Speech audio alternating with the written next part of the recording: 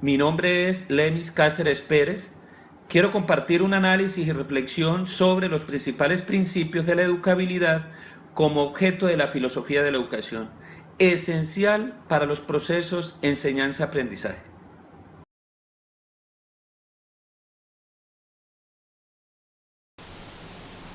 Hablar de educación implica abordar cuestiones íntimamente relacionadas al proceso educativo, como la posibilidad, la necesidad y los límites del proceso.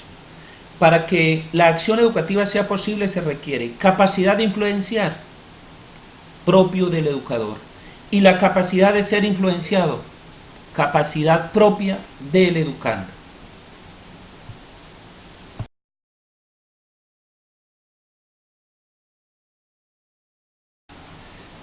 Para definir el concepto de educabilidad se han tomado estos cuatro autores.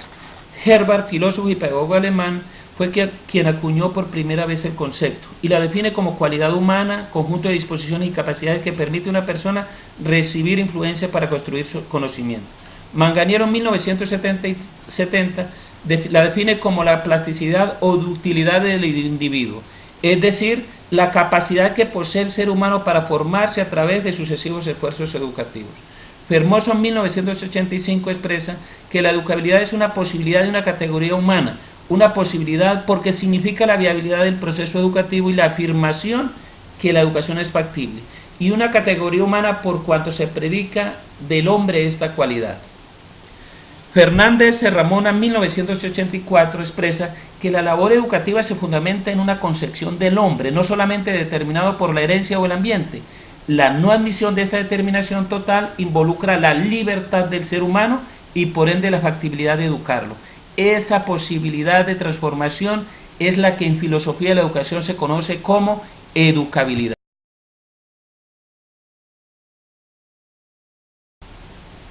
Asimismo, Fermoso en 1985 expresa que la educabilidad se refiere a un tipo especial de plasticidad que solo puede ser predicada del hombre porque supone cambio intencional.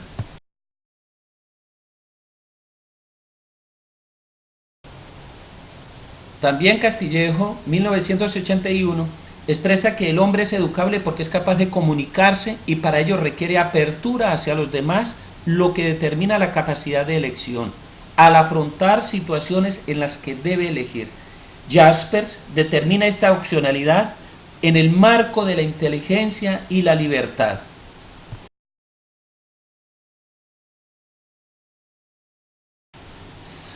Según Fermoso, la educabilidad tiene cuatro características fundamentales. La primera, que es personal, porque confiere la categoría de exigencia individual e irrenunciable y se genera desde la personalidad del individuo. La segunda es que es intencional. El ser humano es autónomo en cuanto a ser individual, pero en cuanto a deber ser, sufre influencias heterónomas que lo elevan hasta un plano ideal. La tercera es que es dinámica. Libertad y autoridad son dos términos ineludibles en la educación. Y la cuarta es que es necesaria. La educabilidad es necesaria porque sin ella el hombre se vería privado de las posibilidades de autorrealización, de personalización y de socialización.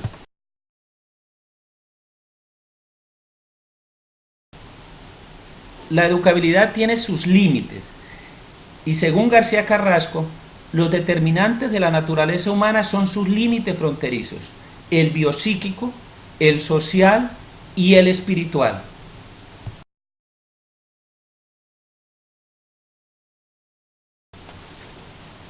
De esta manera, las limitaciones del ser humano son múltiples pero ostensibles.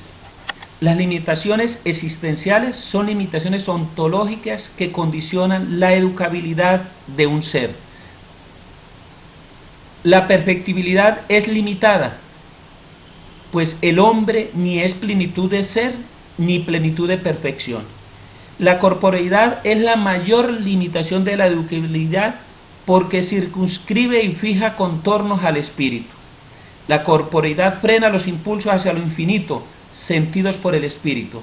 Así, la espiritualidad es la base de la educabilidad y la corporeidad es la base de sus limitaciones. Desde la antropología se predican entonces muchas limitaciones. Entre otras, el hombre es un ser indigente, un mendigo, un ser contingente, un ser vulnerable, un ser enfermo envuelto en espacialidad y temporalidad.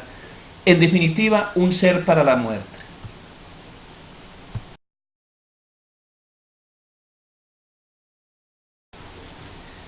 Según lo anterior, se pueden reducir a dos los condicionamientos de la capacidad humana de desarrollo. El primer condicionamiento radica en la naturaleza misma del hombre y el segundo condicionamiento radica en la naturaleza de la intervención educativa. De esta manera, el fondo irracional de la educabilidad está constituido por contradicciones y aporías. La primera es el determinismo-libertad, contradicción emanada del mismo ser del hombre. La segunda aporía se refiere a la oposición entre naturaleza y cultura.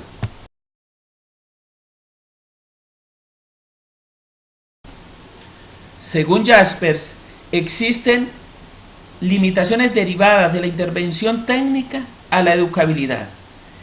Tenemos, primera, la educabilidad necesita algo de sobre lo que actúa y que previamente haya sido dado. En segundo lugar, tiene limitaciones cuantitativas. Y el tercero, el Dasein, el estar ahí, está indefectiblemente unida a las limitaciones de la vida como realidad biológica.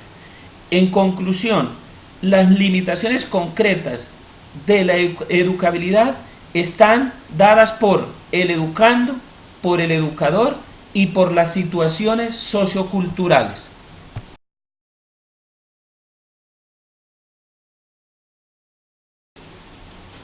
La espiritualidad hace del hombre un ser trascendente y perfecto. Por eso San Cristóbal expresa que la educabilidad es una categoría general del espíritu que se manifiesta en sus funciones. Max Scheler asigna al espíritu las siguientes cualidades: libertad o autonomía existencial y apertura al mundo que le rodea y objetividad. De esta manera, Fermoso expresa que el espíritu es la explicación suprema de la educabilidad, porque para ser educado es condición primordial. Y continúa diciendo que la única parcela del ser humano que admite perfectividad es aquella que por su misma esencia es flexible y dúctil. Solo el espíritu posee la inteligencia y la libertad perseguida por la educación. La educabilidad es la primera condición de la educabilidad.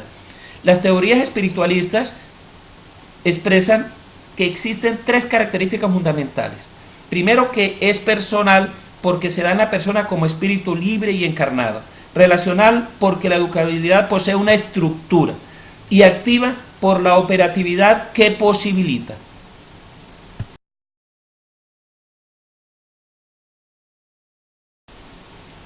Las teorías personalistas consideran que la educabilidad surge en la unidad sustantiva del hombre como persona, es decir, en la unidad de cuerpo y espíritu. De esta manera la educabilidad aparece insertada en las posibilidades de todo ser humano como persona, y que en palabras de Max Scheler, persona es la expresión de naturaleza y espíritu.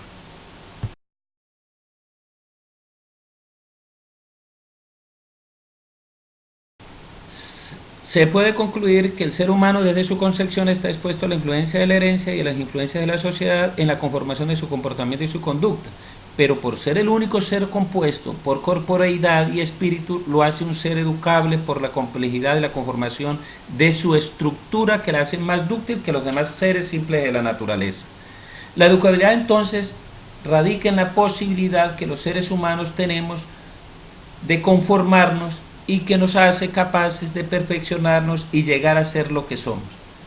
La educabilidad está presente en todo momento en el ser humano, pues a partir de la opcionalidad en el marco de la inteligencia y la libertad del hombre, nos potencia en apertura hacia el mundo y proyecta nuestro autoperfeccionamiento y autorrealización. A partir de la educabilidad, los seres humanos trascendemos más allá de las conductas instintivas y genéticas, porque somos seres de aprendizajes y de relaciones personales.